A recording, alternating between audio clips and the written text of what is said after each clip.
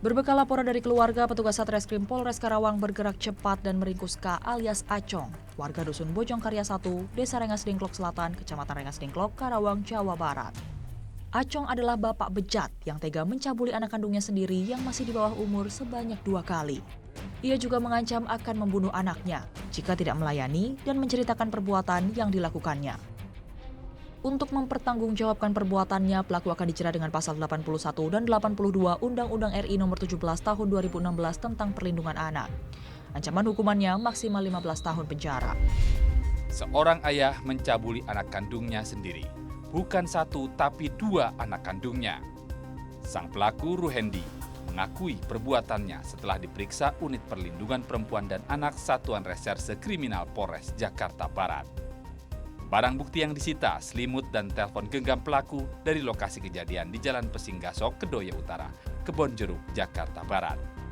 Korban berusia 16 dan 14 tahun. Bahkan, anak yang lebih tua disetubui ayah kandungnya sejak kelas sekolah dasar. Sementara adiknya mengaku belum sampai ditiduri. Kejadian ini terungkap setelah korban lapor ke ibunya. Ketika ditanya polisi, pelaku mengaku hilang. Kejadian serupa juga terjadi di Malang, Jawa Timur. Warga Bandulan, Kecamatan Sukun, Kota Malang, tega setubuhi anak kandungnya sendiri.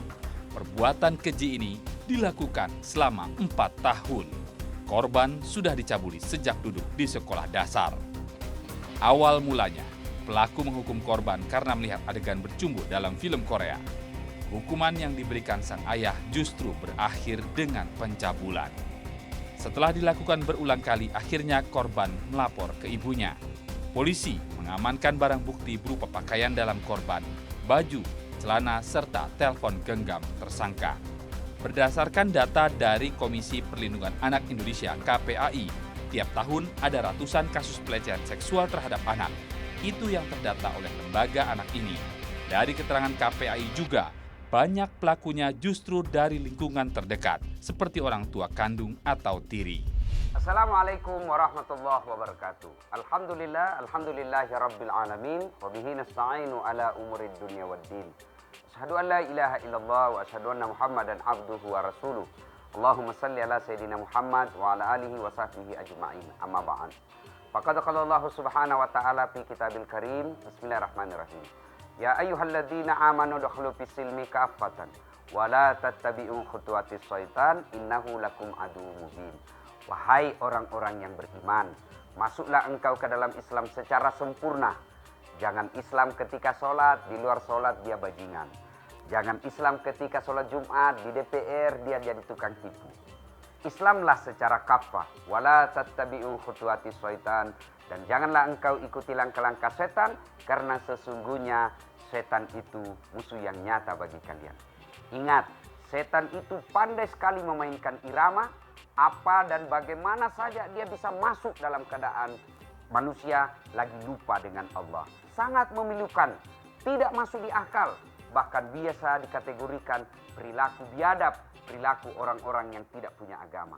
Baru-baru ini kita melihat viral di media sosial, di media-media konvensional, ada seorang bapak yang tega menyetubuhi anak gadisnya sendiri, anak kandungnya.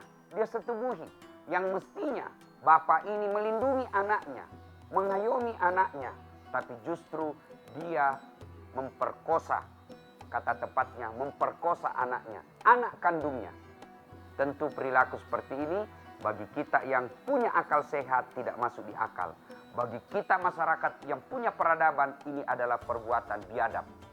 Nah, ini yang kita akan uraikan pada pertemuan kita kali ini. Mudah-mudahan ada hikmahnya, pasti ada hikmah, tapi hikmah itu tidak ada guna kalau kita tidak mampu mengambilnya dan mengamalkannya dalam kehidupan sehari-hari.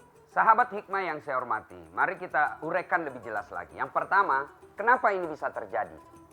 Ada kemungkinan ini bisa terjadi, satu, sebab anak ini berpakaian di rumah, ya sering memancing syahwat. Misal, kalau anak gadis kita, pemirsa, sahabat hikmah yang saya hormati, kalau anak kita sudah mulai beranjak dewasa, ya, apalagi dia sudah balik, ya, sudah sering nonton-nonton sesuatu yang tidak semestinya dia lihat, maka ibunya harus menjaga anaknya. Salah satu cara menjaga anaknya, meskipun di rumah, jangan biasakan berpakaian yang seksi. Tapi kan bapaknya, ya buktinya ketika manusia kemasukan setan, anaknya dilihatnya seperti ini. Maka anak gadis yang ada di rumah, hendaknya jangan berpakaian yang bisa memancing syahwat saudaranya yang lelaki. Ketika kondisi normal, tidak akan terjadi seperti ini. Tapi ketika kondisi tidak normal, pasti terjadi. Misalnya kan ada orang ditahan. Kenapa lakukan? Saya kemasukan setan, Pak. Itu bisa jadi sebab apa? Pengaruh alkohol. Bisa jadi apa? Pengaruh tayangan-tayangan pornografi. Akhirnya hilang akal sehatnya, dia gagahi dan diperkosa anaknya. Bisa jadi saudaranya perkosa saudara kandungnya. Dan saya pernah alami itu. Saya ada anak yang curhat sama saya, sepupu sekali, bertahun-tahun berhubungan suami istri. Tanpa ada yang tahu, tanpa ada yang curiga. Karena dia sekamar dan dikatakan sepupunya. Pada dalam Islam itu tidak boleh. Penyebab pertama bisa jadi anak yang sudah balik selalu berpakaian seksi rumah. Kemudian yang kedua, bisa jadi bapaknya ini tidak ada penyalurannya. Bisa jadi istrinya sudah tidak mampu melayani suami. Kemudian yang ketiga, bisa jadi ini perlakuan karena minimnya pengetahuan agama. Pemirsa yang saya hormati, ini ada beberapa. Jadi sebab-sebab ini kita hindari. Mulai sekarang anak kita, meskipun saudaranya, meskipun bapak kandungnya ada di rumah, jangan pernah berpakaian yang bisa memancing syahwat laki-laki. Yang kedua, jangan biasakan sekamar. Kejadian-kejadian seperti ini bisa jadi disebabkan karena mereka tidur bareng-bareng. Padahal Al-Quran sudah menginformasikan, la takrabus zina, jangan kau dekati zina. Nah, termasuk dekat-dekat zina ini yang seperti ini, berpakaiannya seksi, kemudian sering nonton-nonton porno, tidak ada penyaluran, maka kondisi-kondisi tertentu dia akan kemasukan setan. Itulah sebabnya selalu polisi katakan kebatilan, kejahatan selalu terjadi apabila dua hal. Satu, kesempatan, dan yang kedua, niat. Ada niat, tidak ada kesempatan, tidak terjadi. Ada kesempatan, tidak ada niat, tidak akan terjadi. Ketika dia bersekutu kesempatan dengan niat, terjadi. Contohnya dalam rumah, ya.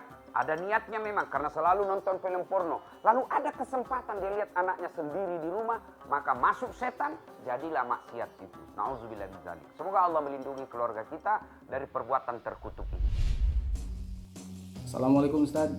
Saya mau bertanya, kan kita tuh suka lihat di medsos misalkan orang ngumbar masalah rumah tangganya gitu. Tapi ternyata ujung-ujungnya cerai. Nah, kalau menurut Ustaz gimana tuh ya? Terima kasih. Tidak ada orang tidak ada masalahnya. Ketika ada masalah, dua solusinya. Ista'inu bisabri wassalah. Sabar, perbaiki sholatmu. Saya sudah sabar, saya sudah sholat. Ternyata masalah itu belum juga tuntas. Maka solusinya bukan saling mempermalukan di medsos. Bukan saling menghina di depan umum. Tapi gimana caranya? Allah membuka pintu perceraian.